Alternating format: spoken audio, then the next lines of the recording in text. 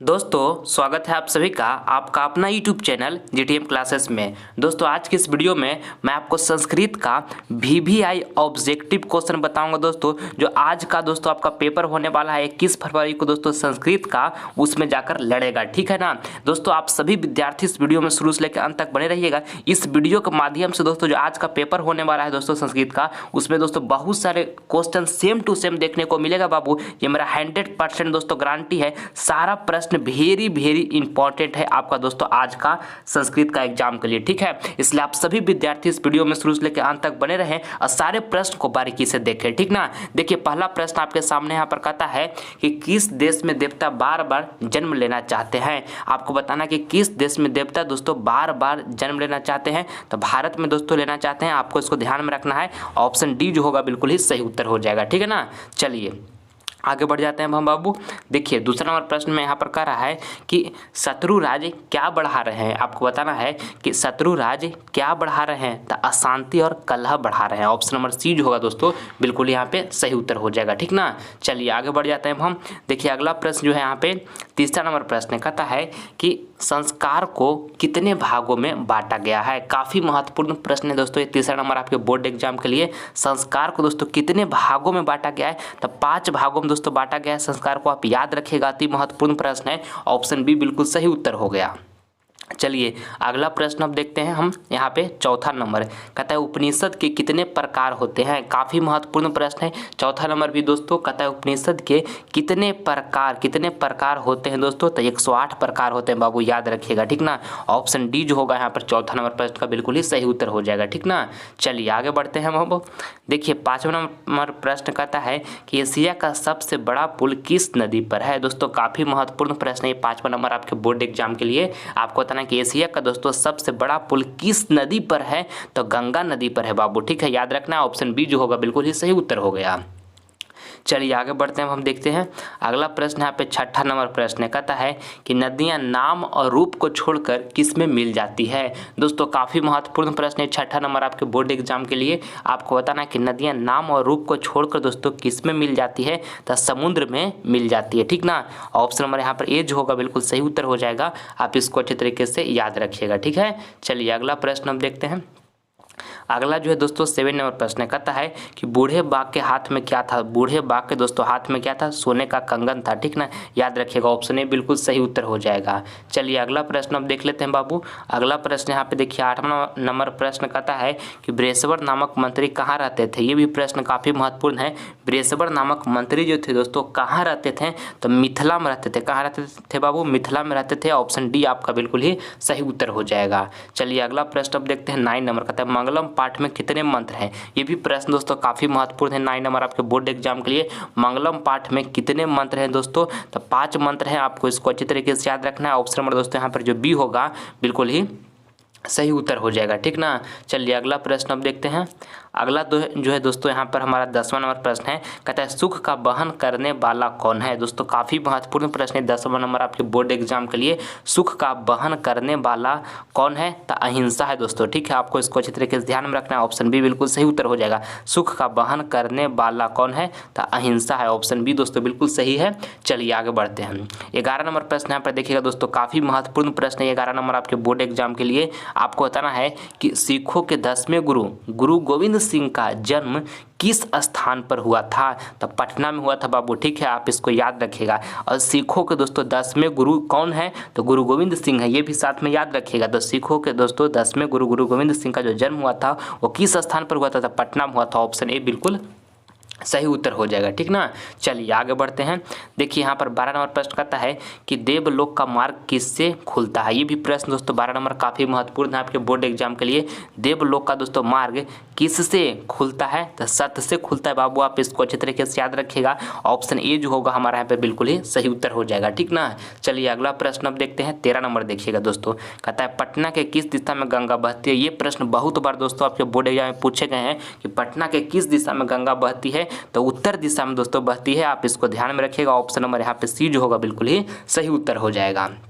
चलिए अगला प्रश्न देखते हैं। 14 नंबर देखिए, कहता है आलस कथा का रचनाकार कौन है। ये भी प्रश्न काफ़ी महत्वपूर्ण है दोस्तों आपके बोर्ड एग्जाम के लिए। आलस कथा का दोस्तों रचनाकार कौन है, तो विद्यापति हैं बाबू। ऑप्शन नंबर ए जो होगा बिल्कुल ही सही उत्तर हो जाएगा, ठीक ना। चलिए अगला प्रश्न अब देखते हैं, आगे बढ़िए।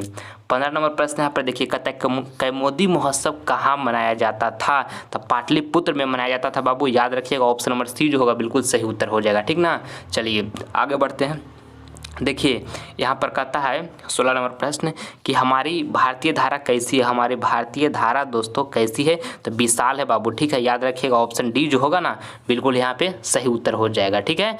अगला प्रश्न अब देखिए, अगला जो है दोस्तों यहाँ पर 17 नंबर प्रश्न है। कहता है कि पटना का इतिहास कितना वर्ष पुराना। ये भी प्रश्न बहुत बार बिहार बोर्ड पूछा है दोस्तों कि पटना का इतिहास जो है कितना वर्ष पुराना है, तो 2500 वर्ष पुराना है बाबू। आपको इसको अच्छे तरीके से याद रखना है। ऑप्शन नंबर यहाँ पर डी जो होगा बिल्कुल ही सही उत्तर हो जाएगा, ठीक है। चलिए अगला प्रश्न अब देखते हैं। अगला प्रश्न यहाँ पे देखिए 18 नंबर, कहता है घर में अगलगी को देखकर कौन लोग पलायमान हो गए। ये भी प्रश्न काफ़ी महत्वपूर्ण है दोस्तों 18 नंबर आपके बोर्ड एग्जाम के लिए। आपको बताना है कि घर में अगलगी को देखकर कौन लोग पलायमान हो गए, तो धूर्त लोग दोस्तों पलायमान हो गए थे, ठीक ना, ध्यान में रखिएगा। ऑप्शन सी जो होगा बिल्कुल ही सही उत्तर हो जाएगा।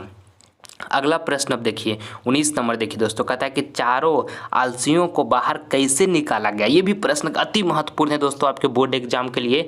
चारों आलसियों को दोस्तों बाहर कैसे निकाला गया दोस्तों, तो केस पकड़कर निकाला गया, ठीक है, याद रखिएगा। ऑप्शन बी जो होगा बिल्कुल ही सही उत्तर हो जाएगा, ठीक ना। चलिए अगला प्रश्न अब देखते हैं।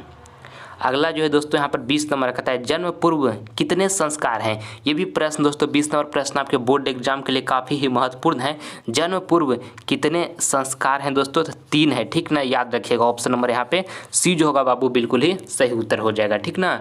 चलिए अगला प्रश्न देखते हैं बाबू। 21 नंबर कहता है कि मनुष्यों को कर्तव्य और अकर्तव्य का बोध कौन कराता है। ये भी प्रश्न अति महत्वपूर्ण है दोस्तों आपके बोर्ड एग्जाम के लिए। मनुष्यों को दोस्तों कर्तव्य और अकर्तव्य का बोध जो है दोस्तों वो कौन कराता है, तो शास्त्र कराता है, ठीक है, याद रखिएगा। ऑप्शन ए जो होगा बिल्कुल ही सही उत्तर हो जाएगा, ठीक ना। चलिए आगे देखते हैं।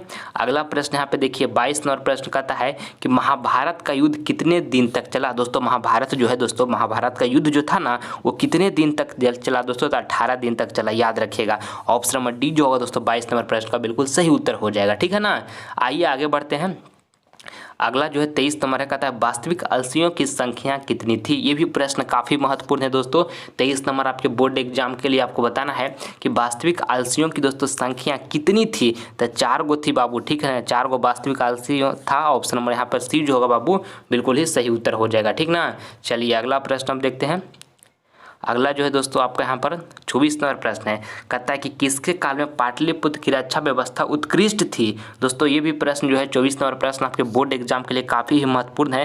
कहता है किसके काल में दोस्तों पाटलिपुत्र की रक्षा व्यवस्था उत्कृष्ट थी दोस्तों, तो चंद्रगुप्त मौर्य के काल में दोस्तों पाटलिपुत्र की रक्षा व्यवस्था उत्कृष्ट थी। ऑप्शन ए जो होगा बाबू यहाँ पर 24 नंबर प्रश्न का बिल्कुल सही उत्तर हो जाएगा, ठीक ना।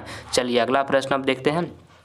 सारा प्रश्न दोस्तों आपके आज का जो संस्कृत का पेपर होने वाला है दोस्तों आपका मैट्रिक बोर्ड एग्जाम का, उसके लिए सारा प्रश्न वेरी इंपॉर्टेंट है दोस्तों। इसलिए आप सभी विद्यार्थी इस वीडियो में शुरू से लेकर अंत तक बने रहें इस वीडियो से। बहुत सारे दोस्तों आज का पेपर में आपको प्रश्न सेम टू सेम देखने को मिलेगा, ये मेरा 100% गारंटी है। इसलिए जरूर इस वीडियो को शुरू से लेकर अंत तक देखें, ठीक ना। देखिए 25 नंबर प्रश्न करता है कि आर्य समाज की स्थापना कब हुई थी। ये भी प्रश्न दोस्तों काफ़ी महत्वपूर्ण है आपके बोर्ड एग्जाम के लिए। आर्य समाज की दोस्तों स्थापना कब हुई थी, तो 1875 में हुआ था। 1875 ईस्वी में दोस्तों आर्य समाज की स्थापना हुई थी। आप इसको याद रखिए। ऑप्शन नंबर यहाँ पे सी जो होगा बिल्कुल ही सही उत्तर हो जाएगा, ठीक ना। चलिए अगला प्रश्न देखते हैं। अब 26 नंबर देखिए, कहता है कि मानवता के विनाश का भय किससे है। ये भी प्रश्न दोस्तों काफ़ी महत्वपूर्ण है। 26 नंबर आपके बोर्ड एग्जाम के लिए आपको बताना है कि मानवता का दोस्तों विनाश का भय किससे है, तो अस्त्र से है बाबू, ठीक ना, ध्यान में रखिएगा। ऑप्शन बी जो होगा आपका यहाँ पे बिल्कुल ही सही उत्तर हो जाएगा, ठीक है। चलिए अगला प्रश्न हम देखते हैं। अगला जो है दोस्तों यहाँ पे 27 नंबर प्रश्न कहता है कि किस पुरुष को मृत्यु आने की जानकारी हो जाती है। ये प्रश्न अति महत्वपूर्ण है दोस्तों 27 नंबर आपके बोर्ड एग्जाम के लिए। आपको बताना कि किस पुरुष को दोस्तों मृत्यु आने की जानकारी हो जाती है, तो साधक को हो जाती है, ठीक ना। आपको इसको अच्छे तरीके से ध्यान में रखना है। ऑप्शन बी जो होगा यहाँ पर बिल्कुल ही सही उत्तर हो जाएगा, ठीक है। चलिए अगला प्रश्न अब देखते हैं। अगला देखिए दोस्तों, अगला प्रश्न जो है यहाँ पर हमारा 28 नंबर प्रश्न है। कहता है कि भारतीय संस्कार कुल कितना है। अति महत्वपूर्ण प्रश्न है दोस्तों, ये प्रश्न जरूर छपेगा आपके बोर्ड एग्जाम में। आपको बताना है कि भारतीय संस्कार दोस्तों कुल कितना है, तो 16 है बाबू, एकदम इसको याद कर लीजिए। ऑप्शन बी जो होगा आपका यहाँ पे बिल्कुल ही सही उत्तर हो जाएगा, ठीक ना। चलिए अगला प्रश्न अब देख लेते हैं हम। देखिए 29 नंबर प्रश्न कहता है कि भारत में किस महान परंपरा को सुनाया जाता है। ये भी प्रश्न दोस्तों 29 नंबर प्रश्न आपके बोर्ड एग्जाम के लिए काफ़ी ही महत्वपूर्ण है। भारत में दोस्तों किस महान परंपरा को सुनाया जाता है, तो शास्त्रों को सुनाया जाता है बाबू, आप इसको याद रखिएगा। ऑप्शन ए जो होगा आपका यहाँ पे बिल्कुल ही सही उत्तर हो जाएगा, ठीक है। चलिए अगला प्रश्न अब देखते हैं हम 30 नंबर। कहता है चरित्र का निर्माण किससे होता है। दोस्तों आपको बताना है कि चरित्र का निर्माण किससे होता है, तो संस्कार से होता है बाबू, याद रखिएगा। ऑप्शन ए जो होगा आपका बिल्कुल ही सही उत्तर हो जाएगा, ठीक ना। चलिए अगला प्रश्न यहाँ पे देखिए 31 नंबर प्रश्न यहाँ पर देखिएगा। 31 नंबर प्रश्न कहता है कि गंगा नदी के ऊपर पटना में किस सेतु का निर्माण है। ये भी प्रश्न दोस्तों काफ़ी ही महत्वपूर्ण है। 31 नंबर आपके बोर्ड एग्जाम के लिए आपको बताना है कि गंगा नदी के ऊपर पटना में दोस्तों किस सेतु का निर्माण हुआ है। किस सेतु का निर्माण हुआ है दोस्तों, तो दोस्तों ध्यान में रखिएगा, गांधी सेतु का निर्माण हुआ है, ठीक है ना। ऑप्शन नंबर दोस्तों यहाँ पर जो बी होगा बिल्कुल ही सही उत्तर हो जाएगा हमारा, ठीक है। गंगा नदी के ऊपर दोस्तों पटना में किस सेतु का निर्माण हुआ है, तो गांधी सेतु का निर्माण हुआ है दोस्तों। ऑप्शन नंबर बी यहाँ पर बिल्कुल ही हमारा सही उत्तर हो जाएगा, ठीक है। चलिए अगला प्रश्न देखते हैं। अगला जो है दोस्तों यहाँ पर देखिए 32 नंबर प्रश्न कहता है कि वेद कितने प्रकार के होते हैं। आपको बताना है कि वेद जो है दोस्तों वो कितने प्रकार के होते हैं, तो वेद 4 प्रकार के होते हैं बाबू, याद रखिएगा। ऑप्शन नंबर यहाँ पर बी जो होगा बिल्कुल ही सही उत्तर हो जाएगा, ठीक है। चलिए अगला प्रश्न देखते हैं 33 नंबर कहता है यह संसार किसके द्वारा अनुशासित है। दोस्तों आपको बताना कि यह संसार जो है बाबू किसके द्वारा अनुशासित है, तो परमात्मा के द्वारा दोस्तों अनुशासित है। ऑप्शन नंबर बी जो होगा बिल्कुल ही सही उत्तर हो गया, ठीक है ना। चलिए अगला प्रश्न अब देखते हैं 34 नंबर। देखिए कहता है प्राचीन काल में ब्रह्मचारी कहाँ पढ़ते थे। अति महत्वपूर्ण प्रश्न है दोस्तों ये 34 नंबर आपके फाइनल बोर्ड एग्जाम के लिए। आपको 34 नंबर प्रश्न में बताना है कि प्राचीन काल में ब्रह्मचारी दोस्तों कहाँ पढ़ते थे, तो गुरु के घर में पढ़ते थे। कहाँ पढ़ते थे, गुरु के घर में पढ़ते थे। ऑप्शन नंबर दोस्तों यहाँ पे जो सी होगा बिल्कुल ही सही उत्तर हो जाएगा, ठीक है ना। चलिए अगला प्रश्न अब देखते हैं। अगला जो है दोस्तों प्रश्न आपका अगला देखिए यहाँ पर 35 नंबर प्रश्न कहता है कि स्वामी दयानंद की बचपन का नाम क्या था। ये भी प्रश्न अति महत्वपूर्ण है दोस्तों, बहुत बार बिहार बोर्ड पूछा है कि स्वामी दयानंद का जो बचपन का नाम था दोस्तों वो क्या था, तो मूल शंकर था बाबू, याद रखिएगा। ऑप्शन बी जो होगा बिल्कुल ही सही उत्तर हो जाएगा, ठीक ना। चलिए 36 नंबर प्रश्न यहाँ पर देखिए कहता है आर्य समाज की स्थापना सर्वप्रथम कहाँ हुई थी, तो मुंबई में हुई थी बाबू। आर्य समाज की जो स्थापना हुआ था बाबू सर्वप्रथम वो कहाँ हुई थी, तो मुंबई में हुई थी, एकदम याद रखिएगा। ऑप्शन बी यहाँ पर बिल्कुल ही सही उत्तर हो गया। चलिए आगे बढ़ते हैं। देखिए यहाँ पर 37 नंबर प्रश्न कहता है कि कर्ण के पास जन्म से ही क्या था, तो कर्ण के पास दोस्तों जन्म से ही क्या था, तो कवच और कुंडल था बाबू। ऑप्शन नंबर ए जो होगा बिल्कुल ही यहाँ पर बिल्कुल सही उत्तर हो गया। अगला प्रश्न हम देखते हैं 38 नंबर। देखिए कहता है कि स्वामी दयानंद की शिक्षा की शुरुआत किस भाषा माध्यम से हुई। अति महत्वपूर्ण प्रश्न है दोस्तों ये 38 नंबर, जरूर आपका कल का पेपर में छपेगा दोस्तों कि स्वामी दयानंद की शिक्षा की शुरुआत किस भाषा माध्यम से हुई, तो संस्कृत भाषा माध्यम से हुई बाबू। ऑप्शन नंबर यहाँ पे ए जो होगा हमारा बिल्कुल ही सही उत्तर हो जाएगा, ठीक है ना। चलिए अगला प्रश्न अब देखते हैं। देखिए 39 नंबर प्रश्न कहता है कि राम प्रवेश के गांव का क्या नाम था। दोस्तों आपको बताना है कि राम प्रवेश के गांव का जो नाम था दोस्तों क्या था, तो भिखन टोला था। क्या था दोस्तों, भिखन टोला था, ठीक ना। ऑप्शन नंबर दोस्तों यहाँ पर डी जो होगा बिल्कुल सही उत्तर हो जाएगा, आप इसको याद रखिएगा, ठीक है बाबू। चलिए अगला प्रश्न अब देखते हैं हम यहाँ पे 40 नंबर कहता है कि राम प्रवेश के पिता थे। आपको बताना है कि राम प्रवेश के पिता थे तो निर्धन थे बाबू, आपको इसको अच्छे तरीके से याद रखना है। ऑप्शन बी जो होगा यहाँ पर बिल्कुल ही सही उत्तर हो जाएगा, ठीक है। चलिए अगला प्रश्न है बाबू आपका HW का प्रश्न है। ये प्रश्न मैं आप सभी विद्यार्थियों को होमवर्क में दे रहा हूँ, इसका जवाब जो है कमेंट बॉक्स में दीजिएगा, जो आंसर आपको सही लगेगा। आपको बताना है कि विद्या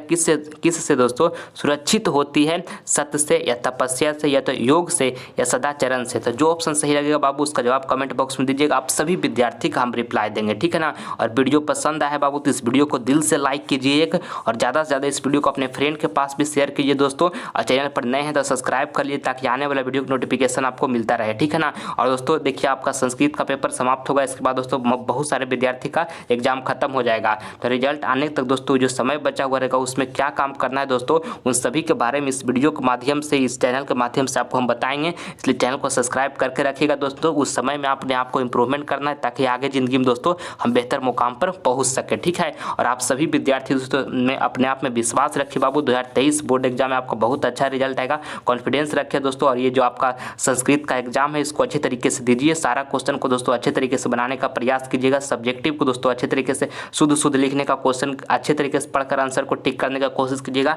और शांत दिमाग रख कर दोस्तों सारा कॉपी को सजा कर लिखिएगा। आपका बहुत अच्छा दोस्तों संस्कृत में भी नंबर उठेगा, ठीक है ना। ऑल ओवर तो दोस्तों आपका अच्छा मार्क्स आएगा ही आएगा, ठीक है। तो आप सभी विद्यार्थी से हम अगले वीडियो में मिलेंगे, तब तक अपना ध्यान रखिए, मन से पढ़ाई करते रहिए। जय हिंद, जय भारत, ऑल द बेस्ट आपका एग्जाम के लिए।